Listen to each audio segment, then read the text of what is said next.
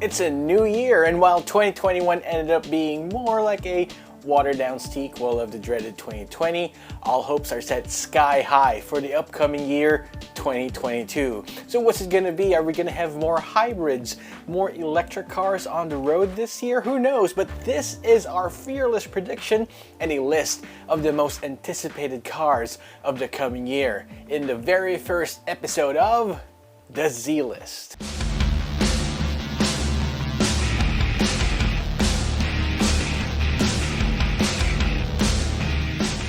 I'd like to give a quick shout out to all our supporters and subscribers who's been with us for the past few years. Without your support, we honestly wouldn't be reaching this far. We will continue to strive and give out the best car related content that we can, and we've got a ton of shows coming up for you guys, so stay tuned. And if you haven't subscribed yet, well, why don't you? It's a fun group to be in, and honestly I'm sure we'll have so much fun together. Hit that bell so you won't miss any episodes. Now, back to the show. Number 1, Suzuki Celerio.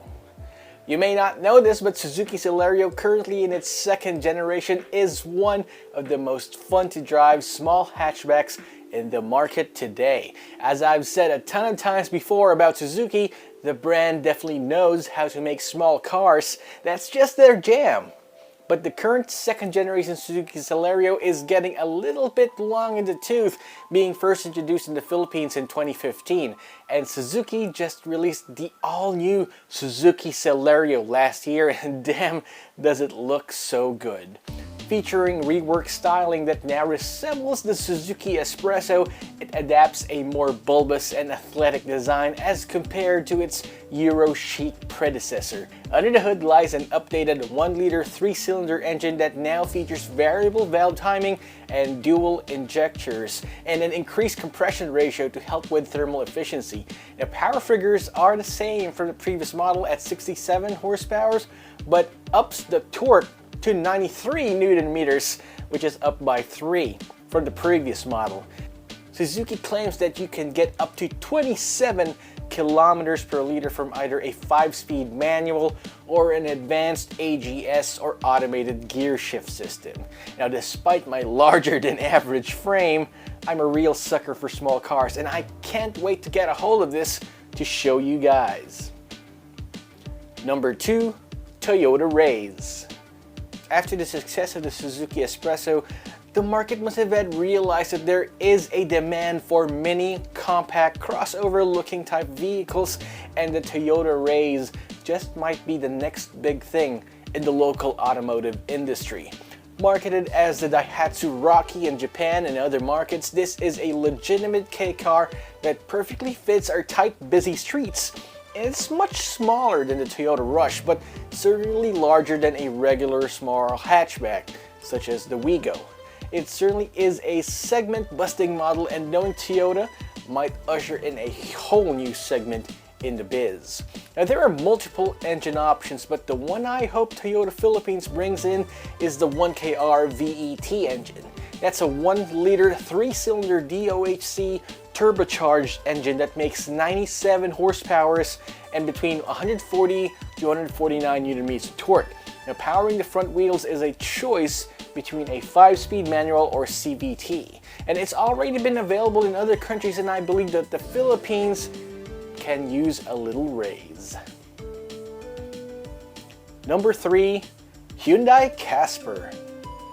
Continuing this small SUV-ish, crossover-ish theme is another entry from a brand that we haven't heard from in quite a while. I predict that Hyundai Philippines is about to make a big splash this year, and what better way to do that than to introduce a small, affordable crossover-like vehicle for its fans like the Hyundai Casper. While most people might find the name Casper quite odd, the name is actually derived from a skateboarding move, further solidifying its fun appeal and youthful target market. Now, if Japan has their K-car classification, South Korea also has their own light cars, and the Casper was created to comply with those standards. Its dimensions may be cute, but the styling definitely aspires and looks up to more macho and rugged SUVs like its bigger brothers. The front has a cheese grater looking grille with large round headlights, sharp fender flares, black plastic cladding all around, and what seems to be a functional roof rail. It seems to want to out Suzuki and is having a fun time doing it.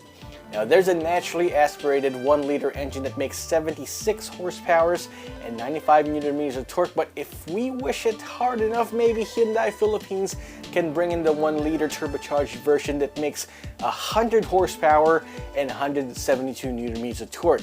For a small and light car, those power figures are potentially terrifying, which can only mean good things for the drive. Number 4, Geely Emgrand. Geely in the Philippines has just been on a tear for the past few years or so. Despite the pandemic, they've recorded record sale numbers for their Coolray, the Azkara, and Okavango. And one thing that has been teased all of last year is if Geely was brave enough to bring in their Emgrand compact sedan to the market. Powered by a modest 1.5-liter naturally aspirated engine that makes 107 horsepower and 140 Nm of torque, made it to a 5-speed manual or CVT, it certainly won't win any races.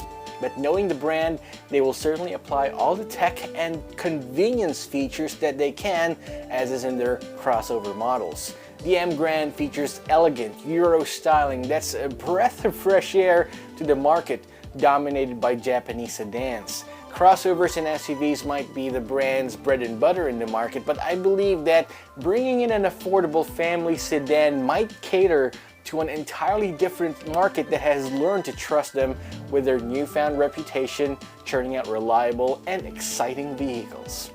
Also, not all people like driving high-riding SUVs or a truck. I myself still prefer a slow-slung sedan. Number 5, Subaru BRZ and Toyota GR86. If there are two cars that have brought back the fun in driving, cars that saved the automotive industry from being one boring production line of crossover SUVs one after the other, it's these two. The Subaru BRZ and GT86. These are relatively affordable rear-wheel drive sports cars that helped usher in a new era of fun driving. The GT86, now called the GR86, is always clumped together with a Subaru BRZ because these two are basically the same cars but with two different mutually exclusive parents. It embodies the reliability and strength of Toyota and Subaru's fun-to-drive attitude.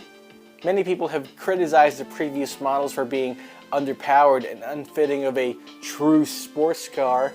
But sports cars were never meant to have a gazillion horses under the hood. It's always about the drive, the experience, the balance, and nevertheless Toyota and Subaru have answered this call by giving the twins a new high-revving 2.4-liter naturally aspirated boxer engine that makes 232 horsepower and 250 Nm of torque. The 6-speed automatic is available, but for the best experience, I recommend the 6-speed manual. Now go and conquer some corners, legally, of course. Number 6, Mitsubishi Xpander.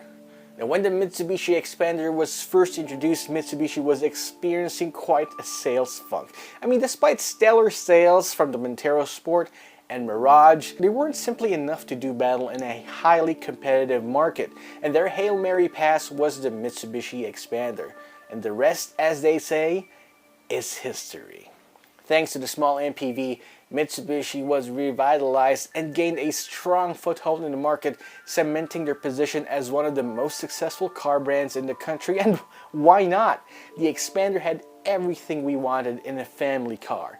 7 seats, spacious interior, cubby holes and shelves for days, fuel-efficient engine, and it doesn't look that half bad either.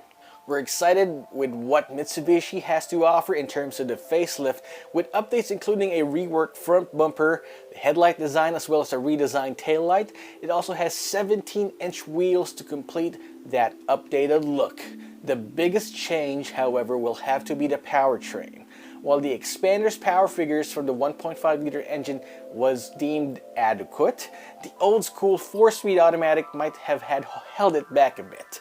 This time though, a CVT replaces the old slush box to improve efficiency and to make the MPV even better. And to be honest, we haven't been reviewing a lot of Mitsubishi vehicles in the channel, but that's about to change, so watch out. Number 7, Ford Ranger.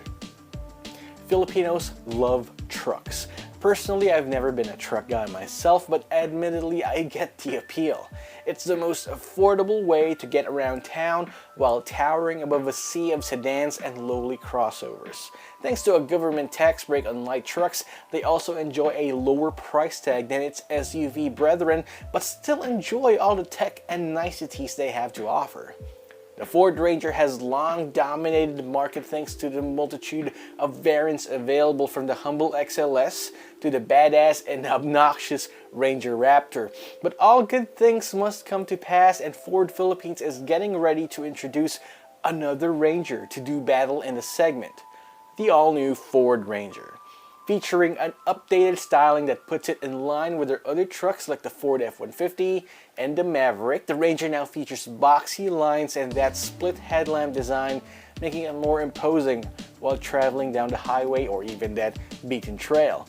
I mentioned the F-150 and especially that Maverick because it needs to be mentioned that while we clamor for the Maverick to enter the market, I find that the Ford Ranger is plenty good, and the new model makes the compact truck look like a bit redundant. It also has a wider track and longer wheelbase than the outgoing model, but the biggest news will be the introduction of a 3-liter Power Stroke V6 diesel engine.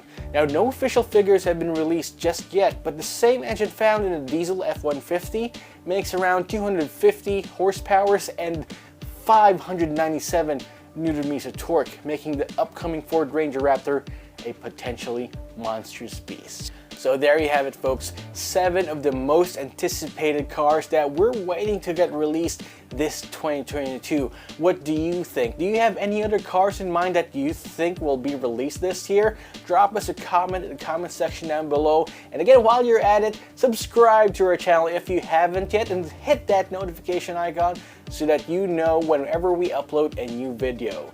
Hey, it's Roy Robles here from ZigWheels.PH. Happy New Year, guys. I'll see you guys next time.